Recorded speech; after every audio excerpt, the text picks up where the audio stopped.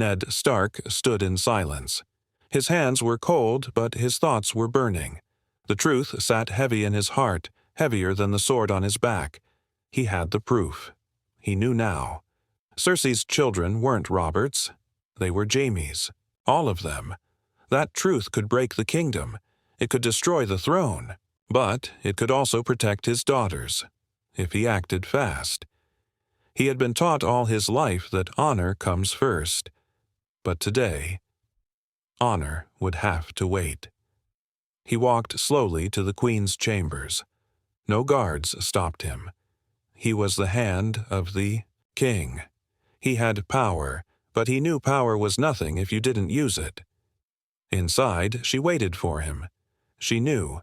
She always knew when someone brought danger. She smiled that smile. Cold, thin, proud. "You came to threaten me again, Lord Stark?" she said, mocking, but Ned didn't speak. He closed the door behind him.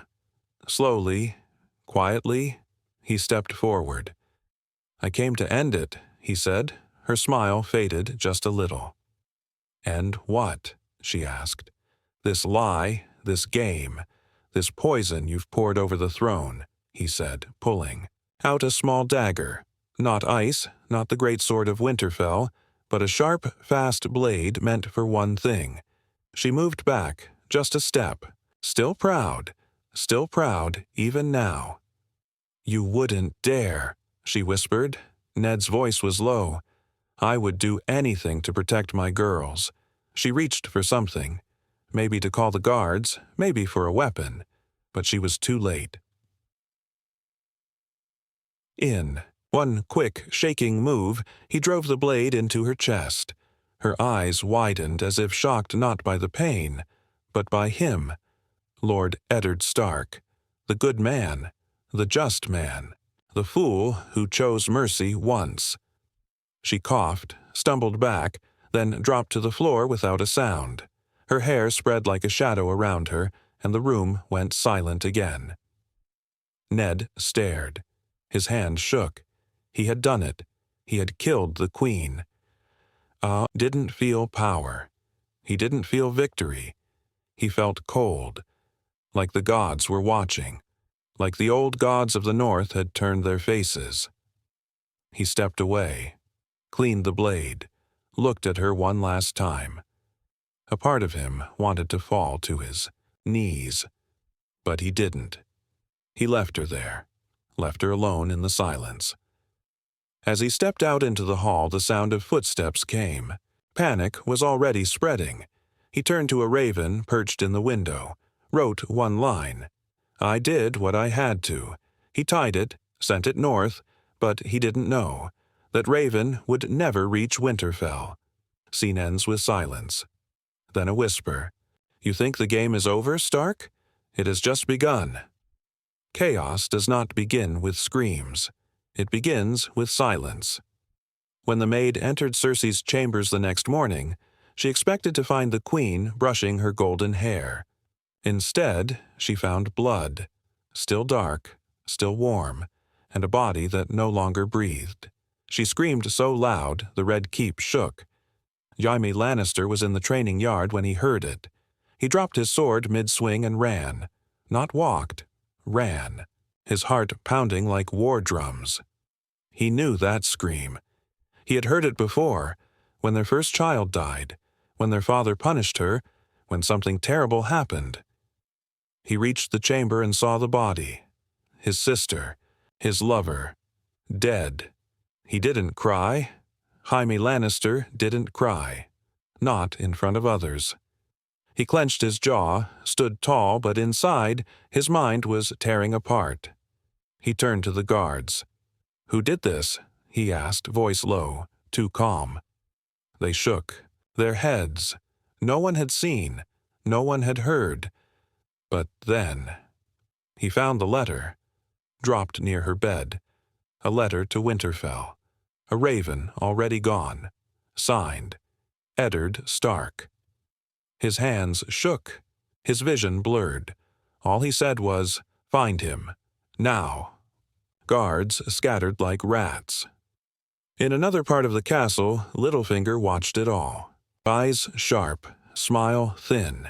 He loved moments like this, when power shifted, when blood was fresh. He whispered to himself, "Now the game gets interesting."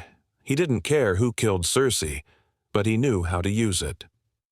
In the throne room, King Robert sat drunk, unaware, laughing with a few lords, spilling wine on his beard.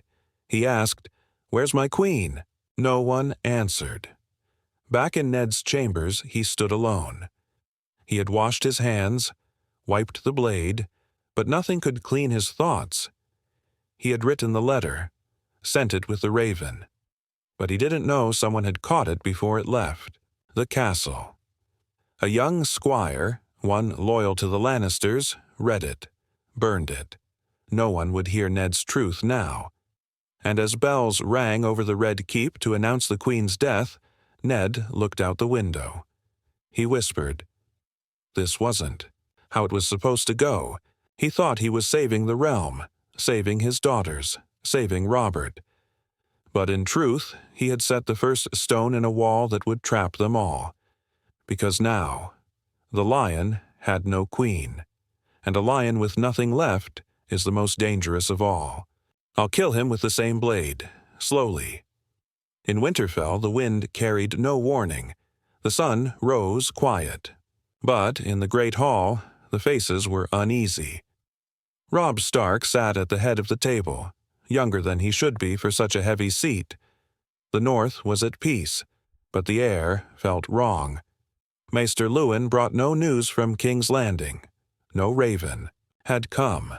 Not in days. That wasn't normal. Catelyn Stark paced the stone floor, her eyes sharp. A mother always knows when something is wrong. "He would have written," she said. "Ned doesn't stay silent." Robb nodded, but said little. He was learning already that silence speaks louder than words. Sansa was quiet, too. She stared at a little doll the Queen had gifted her. It still smelled of perfume.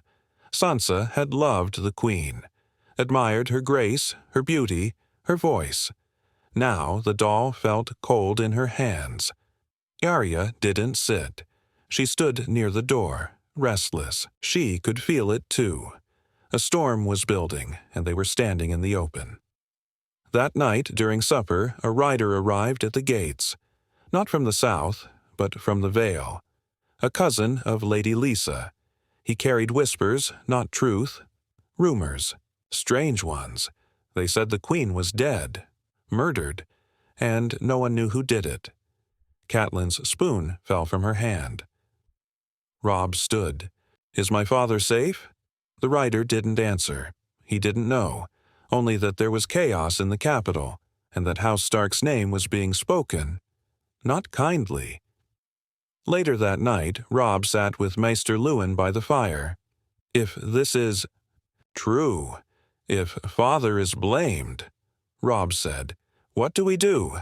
Maester Luwin answered carefully, "Then the North must decide if it stays silent or if it remembers." Arya snuck out while they spoke. She moved through the halls, down to the practice yard. She didn't play with her wolf today, didn't joke with the stable boy. She held her wooden sword and swung again and again.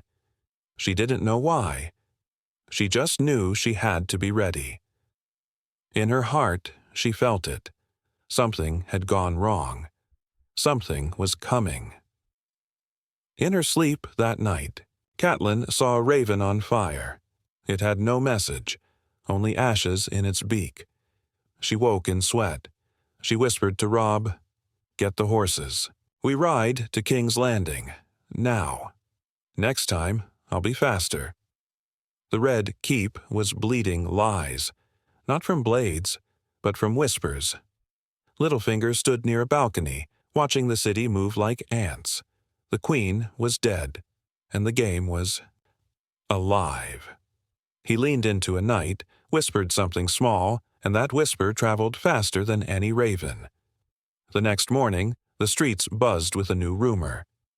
Tyrion Lannister murdered his sister, stabbed her in her chambers. It didn't matter if it was true. It only mattered who believed it. Tyrion was at the brothel when he heard it. A young boy ran in and said, "They're saying you killed her." Tyrion didn't flinch. "Of course they are," he muttered. "Who else would they blame? The dead can't defend themselves." But still he felt the shadow grow around him. Back in the Red Keep, Jaime stood over the throne. His golden hand clenched. He didn't believe the rumors. He knew it wasn't. Tyrion. He knew it was Ned Stark, but Jaime didn't strike yet. He was patient now, like Cersei used to be. He would wait for the right moment, then make it count. Elsewhere, Varys moved through the halls like a ghost. Quiet, listening. He found Ned Stark in the tower chamber. "You think you've won?" Varys asked. Ned turned. "I stopped a lie." Varys shook his head. "You didn't. Stop it. You changed its shape. You lit a fire, my lord, and fire spreads." Ned didn't answer. Then Varys leaned close, softer now. "The city doesn't want truth. It wants peace. And peace just died with the queen." In the council chamber, the lords argued. The king was drunk again. He pounded the table. "Where's my wife? Why is no one talking to me?" Nobody had the courage to say it. Not directly. Littlefinger finally stepped forward. "My king, the Lannisters are planning war. Your hand must act." Robert looked to Ned. "Tell me it isn't true." Ned looked down, then said, "It's already begun." Robert stood, his voice shaking. "Then end it. End it, before it kills us all." But even the king's voice was too late now. That night, Littlefinger slipped into Ned's room. No guards. Just him. He sat across from Ned and poured 2 cups of wine. "Don't be shocked," he said. "I didn't come to betray you." Ned didn't touch the wine. "Then why are you here?" Littlefinger smiled. "To help you hide the body." Ned stared at him, silent, cold. Littlefinger leaned in, whispering, "If people knew the truth, you'd be dead already. But if they believe something else, you might survive." "What kind of man hides a murder with lies?" And Littlefinger replies, "The kind that lives to see the next war. Blood does not sleep in King's Landing. It calls for more blood." The first blade was drawn just after midnight. A Stark guard, loyal, brave, silent, was on his rounds when Jaime found him. No words were spoken, no warning, just a flash of steel. The man fell to the floor, eyes wide. Jaime whispered to him, "That was for her." He left the body where it dropped. Let it speak for him. At dawn, Tyrion was hiding, not running, just staying away. He knew how these things worked. When rich people died, little people got hanged. And he was just little enough. Bronn told him, "We should leave the city." Tyrion laughed, but it was bitter. "And go where? There are lions everywhere, and wolves behind us." Elsewhere in the Red Keep, Ned stood near a window. He could hear the bells ringing again. Another death. Another Stark lost in the name of a secret. He clenched his hands. Regret gnawed at him like rats in the walls. He had done it for peace. But peace was not a guest in this city. Only war knocked now. In the shadows, Arya listened. She wasn't playing anymore. Childhood had packed its things and left her heart. She began training harder with Syrio Forel. No more games, no more dancing. This was survival now. "You must see before they strike," Syrio said. "You must hear their feet before they move." She listened. She watched. She grew colder. In the north, the truth finally reached Robb, but not through the Raven. It came by Ryder. A letter written in her father's hand, but not meant for his eyes. The writer said it had been found, burnt, almost lost. But some, in of it, survived. Robb read the lines. "I killed her before she could harm us. It was not justice, but it was necessary." Robb's hands shook. He didn't show the letter to anyone, not even his mother. He walked outside, looked at the snow, and for the first time in his life, he felt fire under his skin. Later that evening in the great hall, Robb stood before the bannerman. He held the torn letter high. "The South will come for us," he said. "We must be ready." No one cheered. No one smiled, but one by one, they bent the knee. The wolves were waking. "I'll not let my father die alone in the dark." The North remembered, but the South was already bleeding. Robb Stark didn't wait. He rode out with his bannermen, the dire wolves of the North, the fierce sons of cold soil. He was young, but war doesn't ask for age. It only asks for blood. They marched under gray skies, past rivers that would soon run red. He didn't say much, only this: "We ride not to conquer. We ride to protect what's left of our name." Catelyn rode beside him. Her eyes held sorrow, not fear. She had seen her husband go south once, and never return. She would not lose her son to the same fate. In the Vale, Catelyn made one more move. She visited her sister, Lisa, begged her again to take a side, but Lisa shook her head. "The South burns itself," she said. "We only watch." Catelyn spat back. "You watched when Jon Arryn was poisoned. You watched as the Queen played. Her games. What will you do when they come for your son?" There was no answer. Lisa closed the door. Meanwhile, across the mountains, Tyrion Lannister rode again. Not as a lord this time, but as a fugitive. Accused of murdering his sister. Hunted. Alone. He had no army, no banners, no power. Only wit. And a few gold coins. But even gold couldn't buy peace now. Back in King's Landing, Jaime gathered his own men. Thousands. He no longer cared for whispers. He rode under the lion's banner. No more smiles, no more charm, just war. He sent one raven north, not to warn, to threaten. "The debt for my sister's blood will be paid in the cries of Stark daughters." And so the riverlands began to burn. Villages once quiet woke up to fire and steel. Soldiers took what they wanted. Women cried. Children hid. The people didn't know why they were dying. They only knew two names now, Lannister and Stark. And in the middle of all this fire, news came that shattered the realm. King Robert was dead. Found alone in the woods during a hunt. A boar had gored him. Or so they said. But Varys whispered it was no accident. And Littlefinger, well, he just smiled. The throne was empty now, and a boy with golden hair, Joffrey, was ready to sit in it. He wasn't kind, he wasn't fair, he had his mother's cruelty, and none of her patience. Ned Stark stood outside the throne room as the boy was crowned, his jaw tight, his fists clenched. He had killed the queen, but somehow her ghost still ruled. "I buried a snake, but left the nest untouched." The Iron Throne was cold, sharp, unforgiving, and now it had a new master. Joffrey Baratheon, the boy with his mother's eyes and his uncle's blood, sat where kings once earned their crowns. But Joffrey didn't earn anything. He took it, his first command. "Bring me the hand." Ned Stark stood tall in the throne room. The council around him was broken, half of them whispering, the other half gone. Robert was dead. Cersei was gone. And the boy on the throne had the voice of a tyrant. Varys tried to speak. "Your Grace, perhaps the council should advise—" But Joffrey cut him off. "He killed my mother. He betrayed the realm. I want his head, or his daughter's."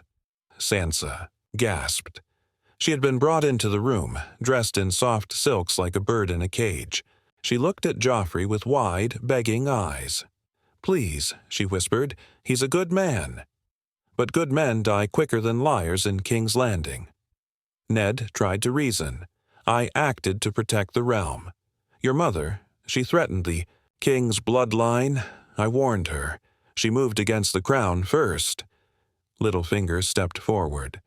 He confesses treason, my lord. Ned turned, eyes burning.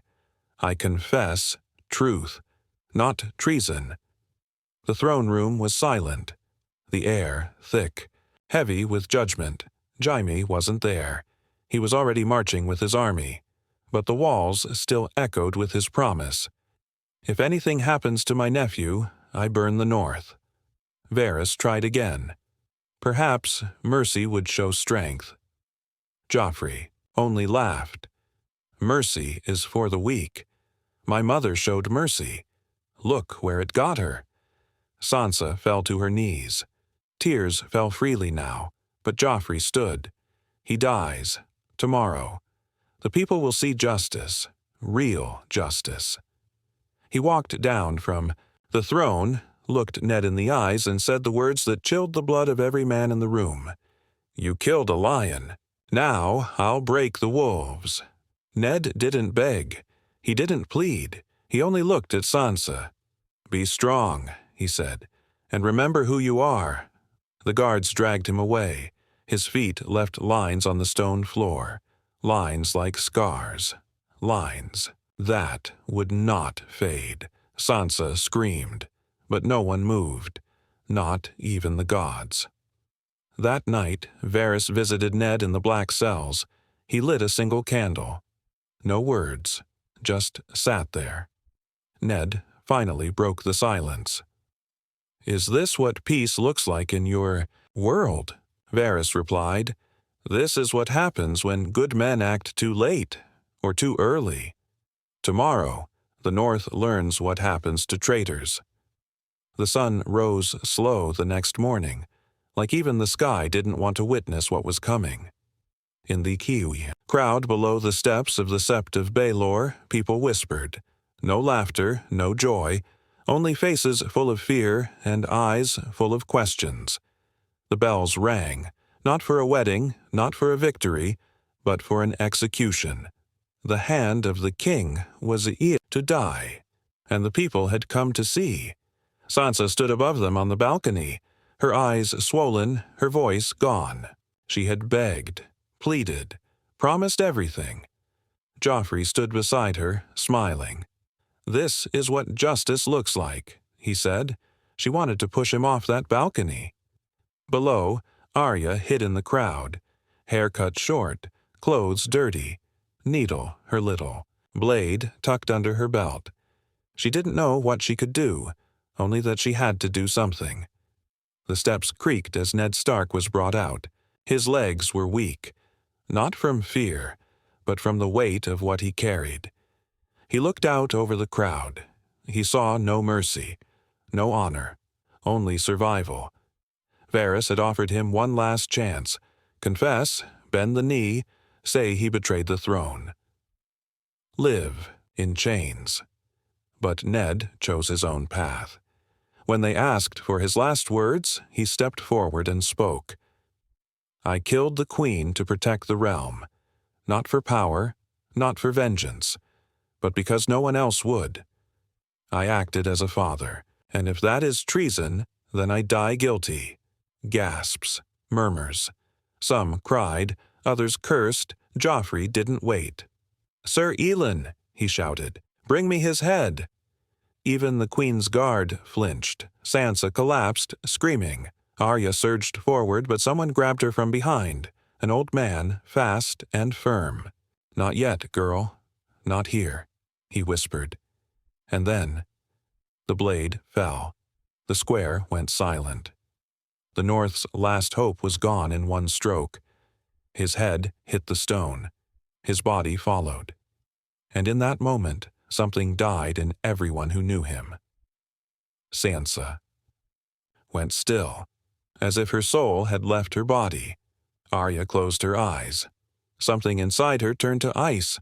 The crowd began to move, not cheering, not celebrating. Just quiet, like people leaving a funeral. And somewhere, deep in the shadows of the city, the first names were written on a little girl's list.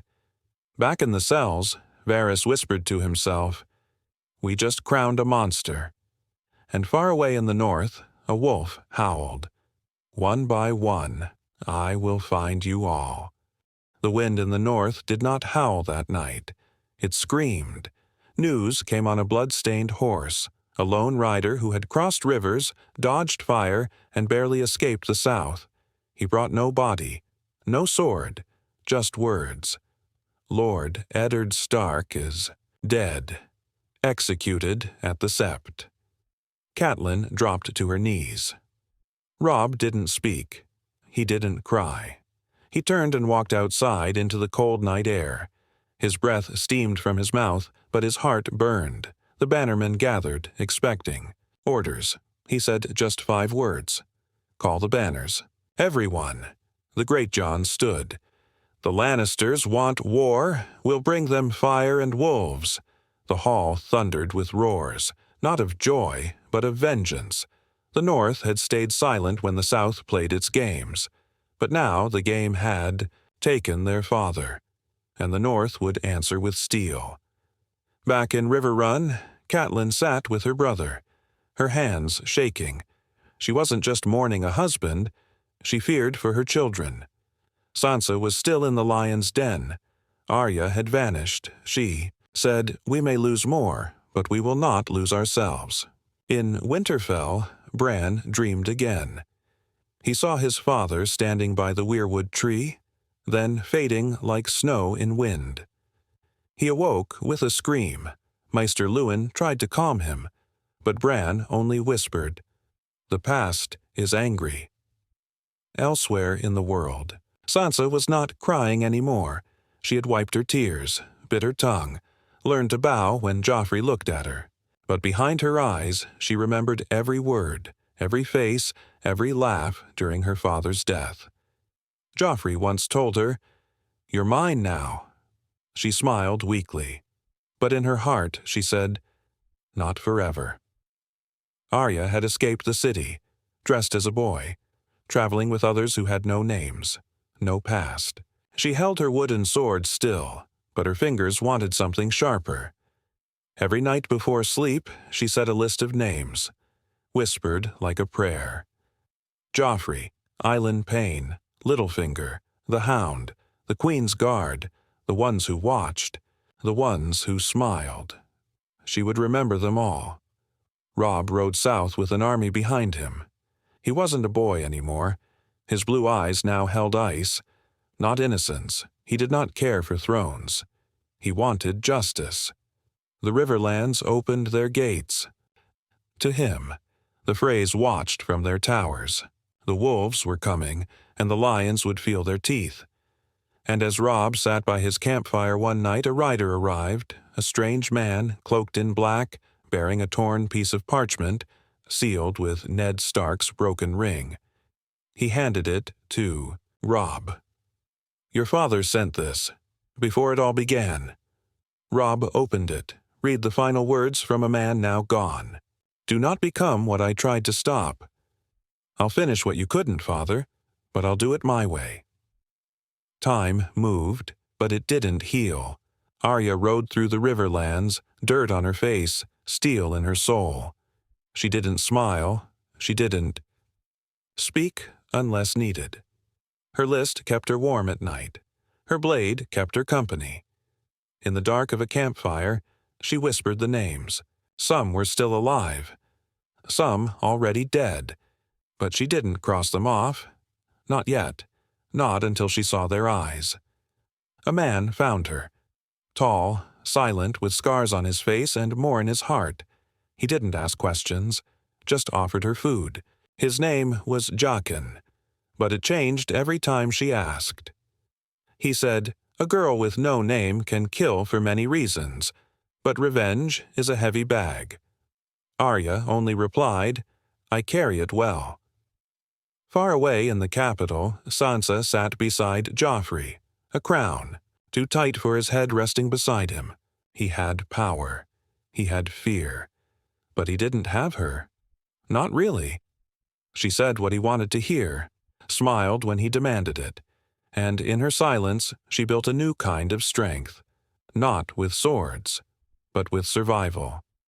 Each morning, she looked in the mirror and whispered, "Not yet." Tyrion left the capital, not in exile, but in exhaustion.